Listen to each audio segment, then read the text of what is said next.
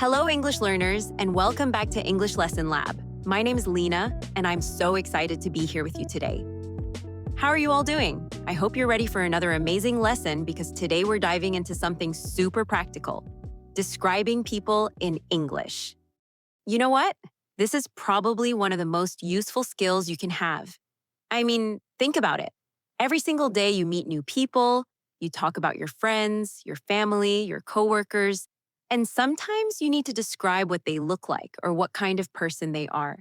So today we're going to learn how to do this, like a native speaker using the most current expressions that people actually use in 2025. All right, so let's start with a real situation. Imagine your friend Jake needs to pick up a package for you, but you can't make it yourself. So you've arranged for your neighbor Sarah to meet Jake at the local Starbucks to hand over the package. Jake calls you because he's never met Sarah before and needs to know how to recognize her. So Jake's like, "Hey, I'm almost at the Starbucks. How will I know which person is Sarah? I've never met her before." And you need to describe your neighbor so Jake can spot her easily. What do you say? Well, first let's listen to how this phone conversation might go.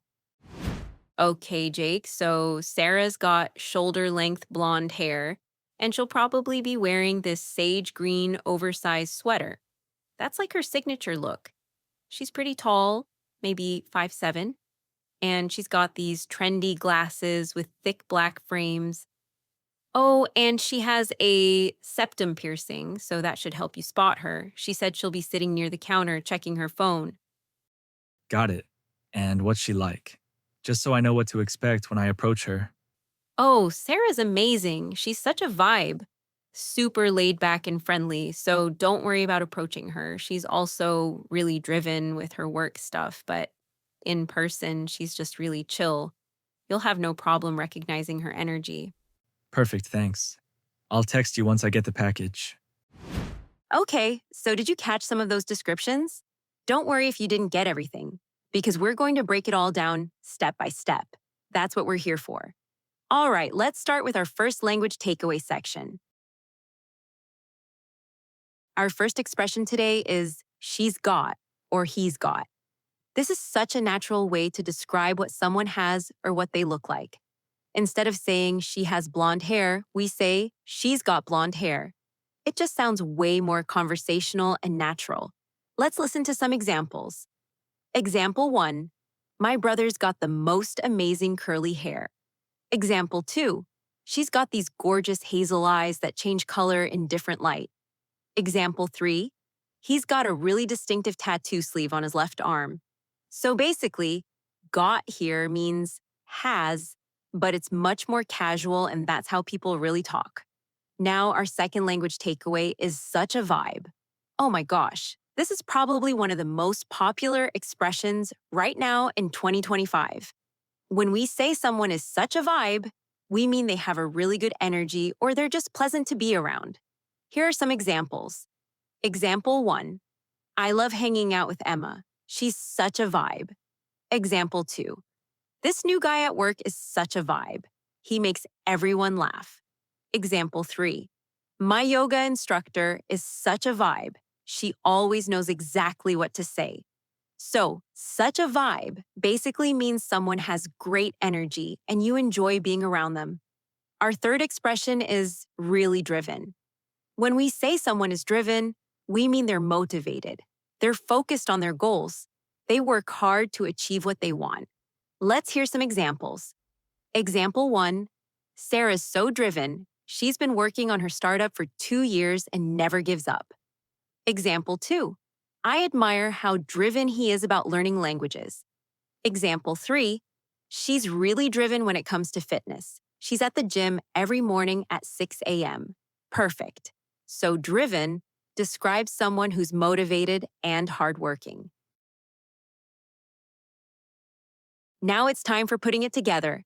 This section helps you understand how words and phrases fit together naturally. Let's look at our first phrase, shoulder-length hair. This is super specific, and native speakers love being specific when describing people. We don't just say medium hair, we say exactly how long it is. Other examples, she's got chin-length hair with bangs. He keeps his hair in a man bun. Her hair goes down to her waist. It's incredible. Next phrase, trendy glasses. Instead of just saying glasses, we often add an adjective to be more descriptive.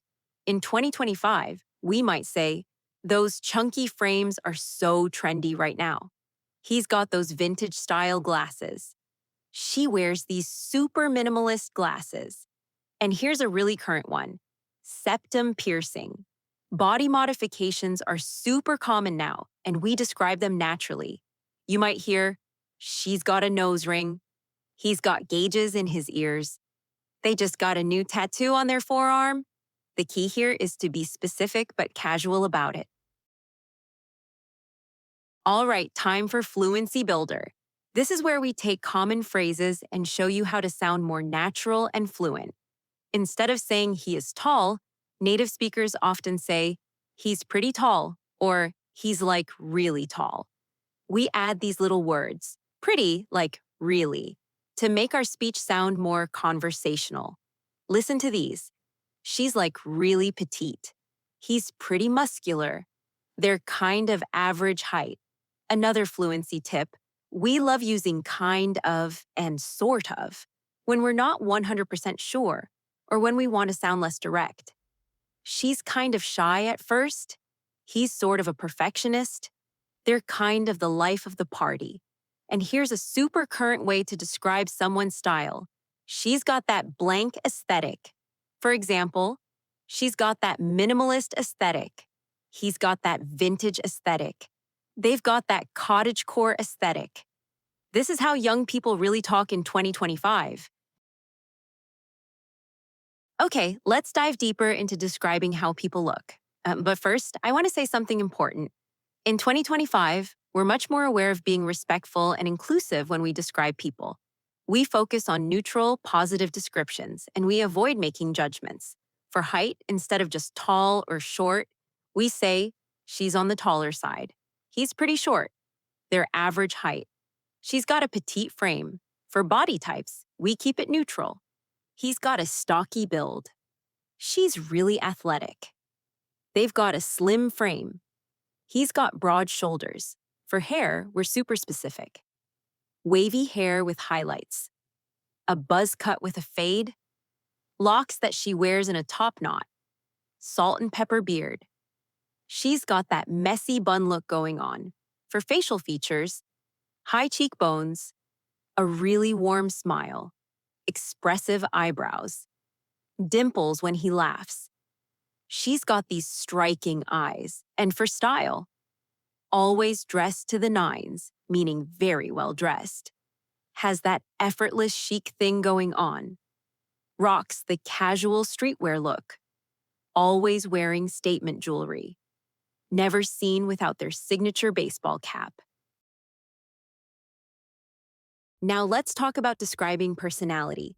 This is where English gets really fun because we have so many colorful expressions. For positive personalities, she's an absolute gem, meaning she's wonderful. He's got main character energy. Confidence stands out. They're such a ray of sunshine, always positive. She's low-key hilarious, funny in a subtle way. He's got that golden retriever energy, friendly, enthusiastic. They're an absolute unit, impressive, admirable. For more neutral or complex personalities, she's kind of an introvert but opens up once you know her. He's got that mysterious vibe. They're a bit of a perfectionist. She's super independent. He's one of those people who's friends with everyone. And here's something cool. We often use pop culture references. She's got that Taylor Swift energy. Creative, successful. He's like a real-life Ted Lasso. Optimistic, supportive. They've got main character energy from that Netflix show. Before we wrap up, let me share some common mistakes I hear from English learners. Don't say, she has a good body. Say, she's in great shape, or she's really fit. Don't say, he is fat. Say, he's got a bigger build, or just don't comment on it at all. Don't say, she looks old. Say, she's more mature, or describe something specific like, she's got silver hair. And remember, in English speaking cultures, especially in 2025, we're very careful about commenting on people's appearance unless it's relevant or positive. All right, let's practice. I'm going to describe someone and I want you to picture them in your mind. So, my friend Alex is pretty tall, maybe 6 feet, with this really cool undercut hairstyle. The sides are shaved, but the top is longer and kind of wavy. They've got these bright blue eyes and always wear these chunky sneakers. Like they're really into that streetwear aesthetic. Alex is such a vibe, though. Super chill, but also really passionate about environmental issues. They're one of those people who just makes you feel comfortable, you know? Like, you could tell them anything. Oh, and they've got this really distinctive laugh that you can hear from across the room. Could you picture Alex?